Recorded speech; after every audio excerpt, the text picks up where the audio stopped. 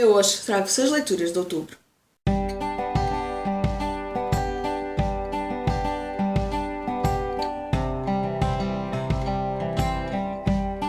Olá novamente, eu hoje trago-vos então o vídeo de leituras de outubro.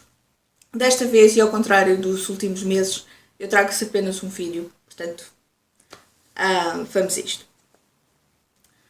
Eu iniciei o mês a participar na Spookathon, eu acho que é este o nome, que foi organizado pela Elsa do Ordem da Fiz e pela Filipa do Filipa Books.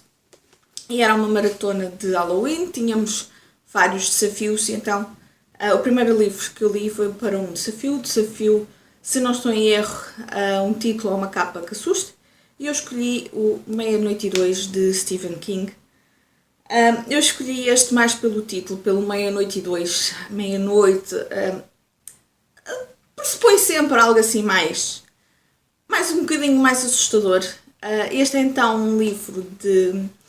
A primeira parte do livro Meia-Noite e Quatro, que é composto por quatro, eu não lhes vou chamar contos porque são maiores do que contos, 4 histórias que o autor criou. Então neste temos as 2 primeiras histórias. Para já, o livro inicia-se com uma introdução pelo autor, de forma a tentarmos perceber um pouco melhor a sua escrita e um pouco como este livro surgiu e as histórias. Então temos 2 histórias. A primeira passa-se num avião, é um voo noturno nos Estados Unidos, julgo eu que de uma ponta para outra. Portanto, um voo noturno de várias horas e às tantas temos vários passageiros e às tantas durante o voo uma miúda acorda, uma criança. Eu julgo que ela tem à volta dos seus 12, 13 anos, não estou bem certa, mas penso que é adolescente, assim, e acorda. E essa adolescente, essa criança, essa miúda, é cega e acorda e sente que há algo estranho. Não houve barulhos. A sua tia, que supostamente devia estar ao seu lado, não está. Está a mala, mas não está a tia. E ela começa a entrar em pânico, porque começa a tentar chamar as pessoas, ninguém responde. Começas a levantar e à procura e começas a perceber que sente que está sozinha.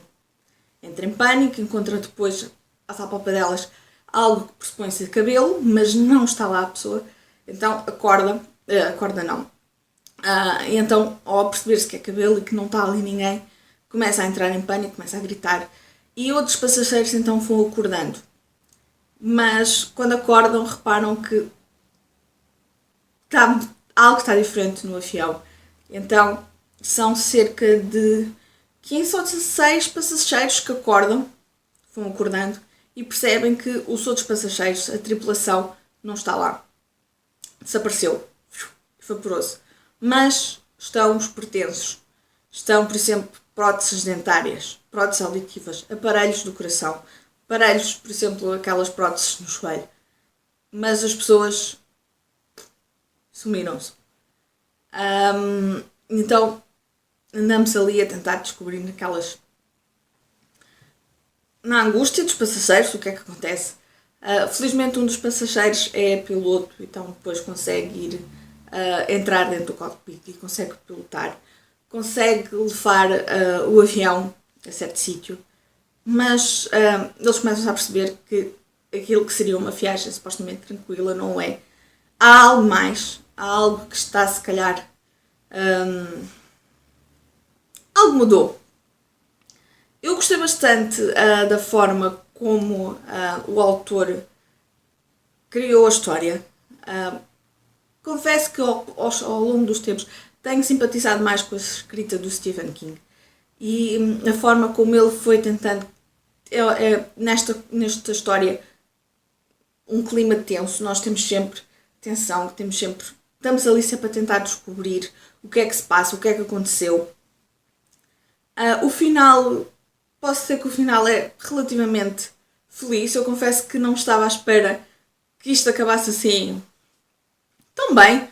Estava à espera de algo assim mais trágico, algo mais... Fiquei com algumas questões no ar, porque eu acho que este conto não é tanto terror. Se calhar mais terror psicológico, mas mistura também assim um pouco mais de ficção científica por esta questão do que é que aconteceu. O segundo conto é o Chanela Secreta, Jardim Secreto, o que é isto assim, e já foi adaptado ao cinema com o Johnny Depp. Eu por acaso já tinha visto o filme há uns bons anos, tinha vaga ideia da história, mas posso-vos dizer que o final do filme é diferente do final do livro, desta história. É então um escritor que depois de se ter separado da sua mulher vai para, chamemos-lhe caça de campo, de forma de retiro, e está lá sozinho e acaba por ser abordado por um homem estranho que o acusa de plágio. Então andamos aqui com tentativas do escritor comprovar que escreveu primeiro aquela história que é acusado de plágio, como também coisas que vão acontecendo, coisas más, chamemos-lhe assim, que ele pressupõe que foi então o outro indivíduo. Eu gostei muito, eu dei-lhe 4 estrelas e foi mesmo uma boa leitura e continuo a dizer que não vou desistir do autor. Vou de vez em quando vou lendo porque tenho sido surpreendida. Eu não gostei particularmente da Luz, do Shining. Eu não gostei muito também do Carrie, mas tenho lido outros, gostei bastante deste, gostei bastante do Mystery. Eu li também um que é o The Mist, acho que é o The Mist, o ano passado também assim na forma de história. E em termos de ambiente tenso, está um pouco idêntico, em termos de ambiente, não em termos de história, mas em termos de ambiente, tem aquele ambiente tenso daqui do primeiro conto, mas é diferente, tem mais questões estranhas e tem um final mais aberto do que este. Mas pronto, 4 estrelas. Depois, e foi um livro que deu para 2 categorias.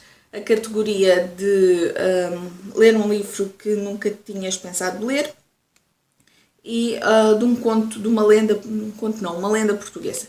Estou a falar então de trechos selecionados de lendas e narrativas de Alexandre Herculano. Esta edição tem cerca de 5 ou 6 lendas, não estou bem certa. E tem também algumas notas de rodapé, mais de determinadas palavras, o que é que significam, mas tem sempre uma pequena nota introdutória antes de cada lenda. Foi interessante, eu não conhecia, também não conhecia as lendas. Eu julgo que lhe dei 3 estrelas. Fiquei com um bocadinho mais de curiosidade de ler o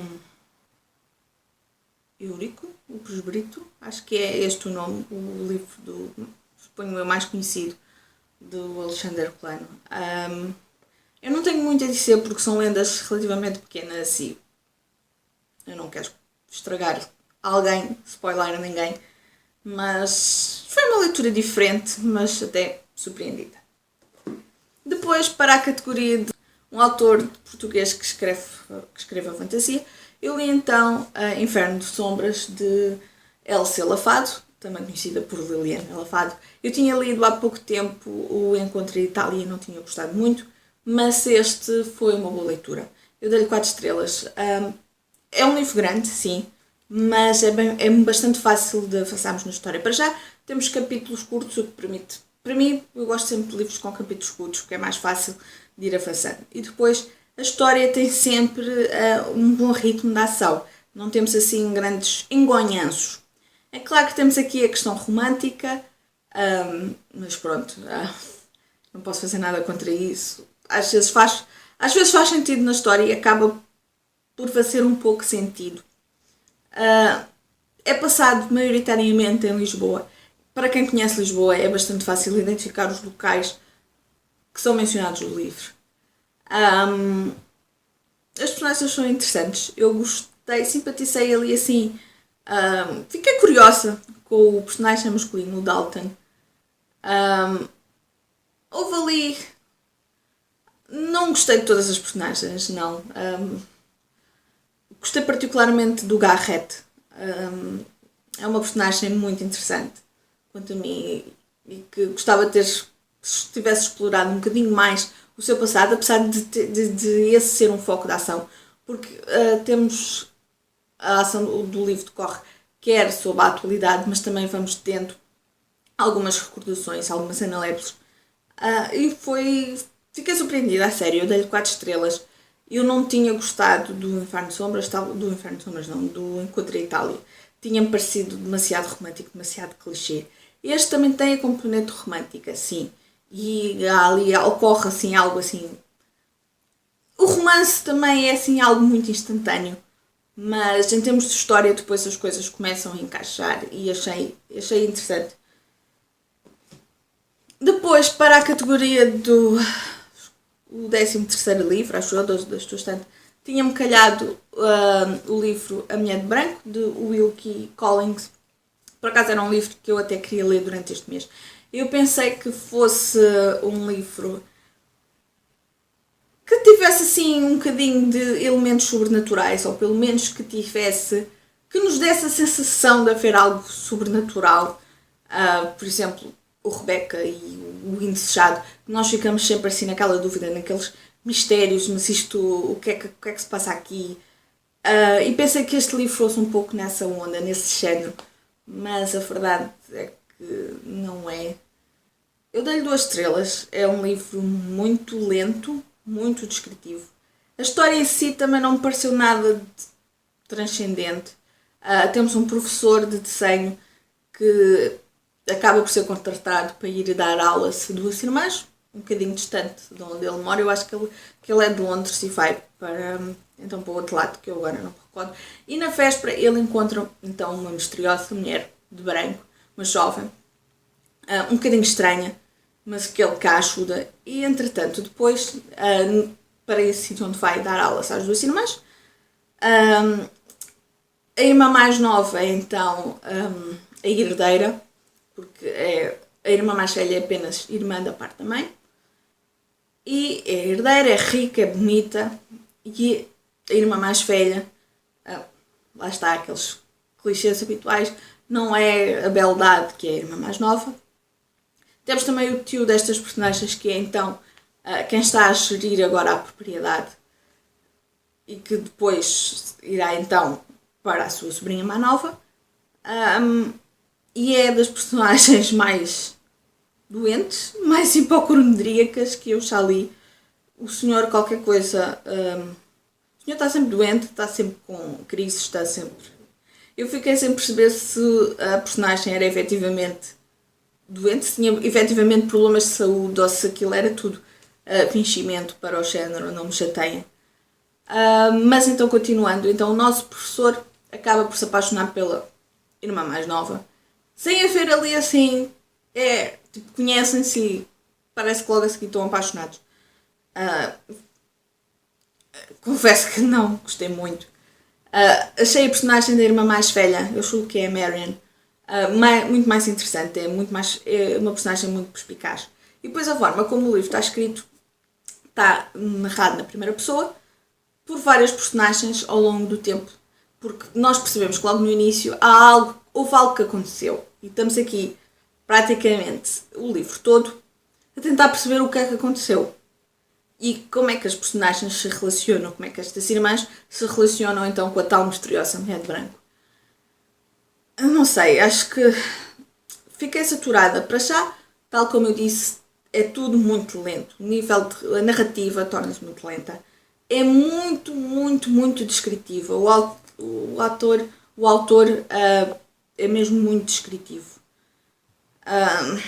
Não sei, há partes que eu percebo que faça sentido tanta descrição. Agora há outras, por exemplo, ela sentar-se e pensar o que é que eu fiz hoje e depois está ali tipo 10 minutos e não escreve nada. E isso é descrito, não sei, é descrições muito minuciosas.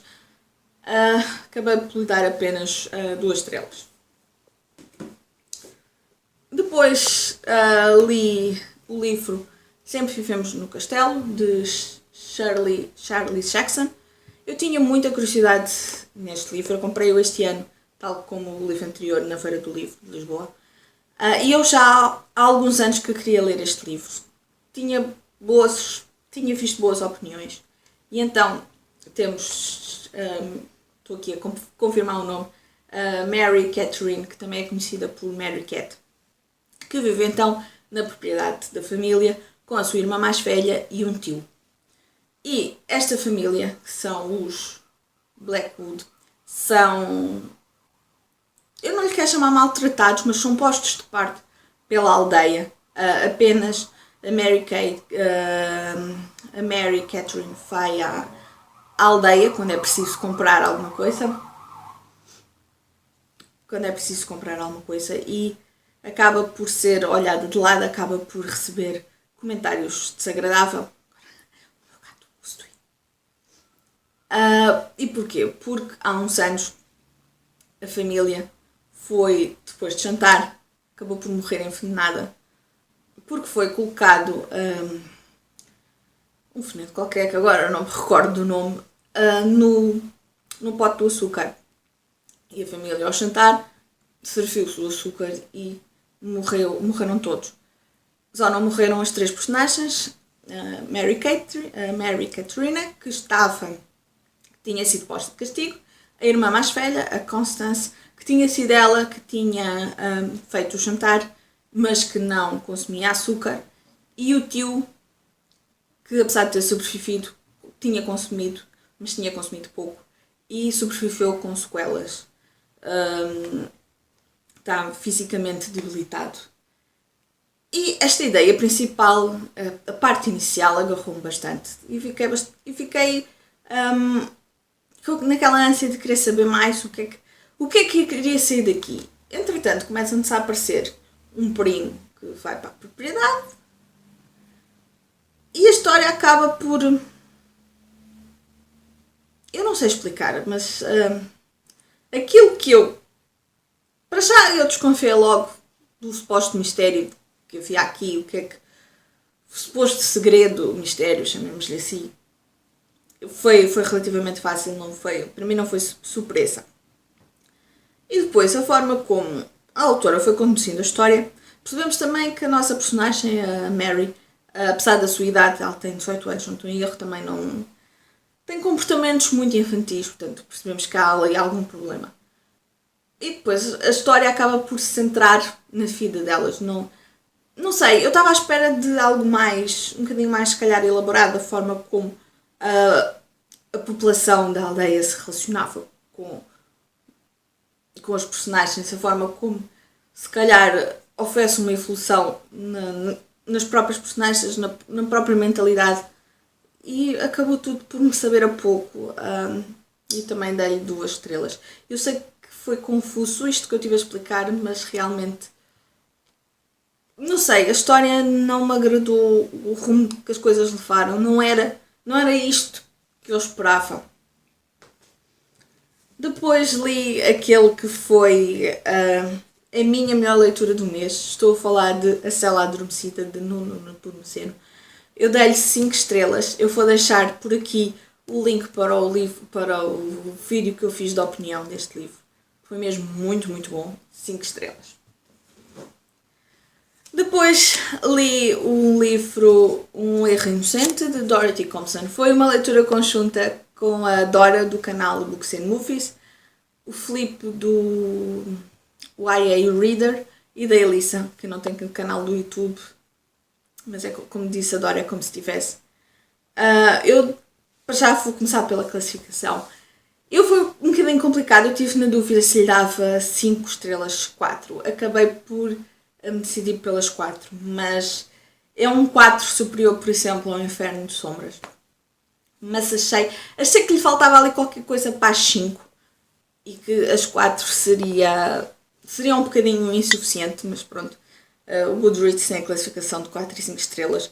Eu de vez em quando dou meia estrela, e se calhar este o mais adequado seria então as 4 estrelas e meia. Mas vamos então falar um pouco sobre o livro. As nossas personagens são então Poppy e Serena. E são neste momento 2 mulheres adultas, mas conheceram-se na altura dos seus 15 a 16 anos.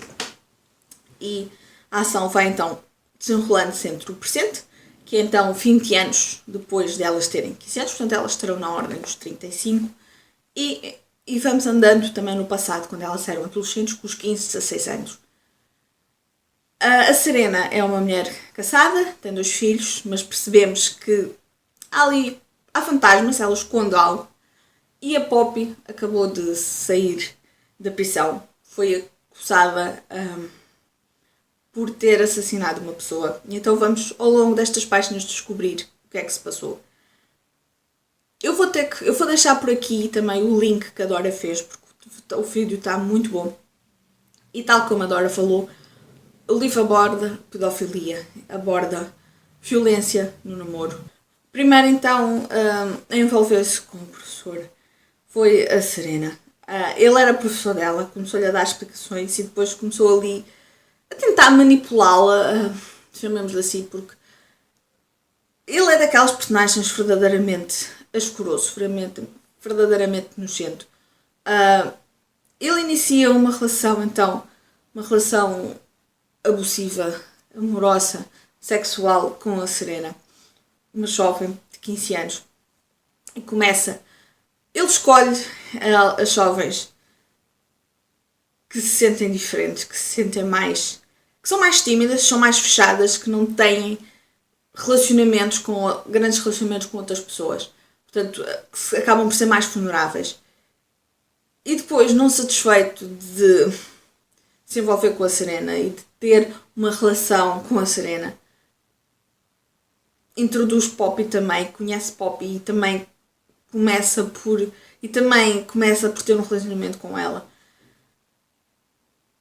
E ele faz questão que cada uma delas saiba que a outra existe. Há descrições completamente... o homem, eu não tenho pena nenhuma do que lhe aconteceu. As descrições são completamente... mexem connosco, revoltam-nos. Ele é uma pessoa verdadeiramente, tal como eu disse, asquerosa. Ele é um pedófilo abusivo.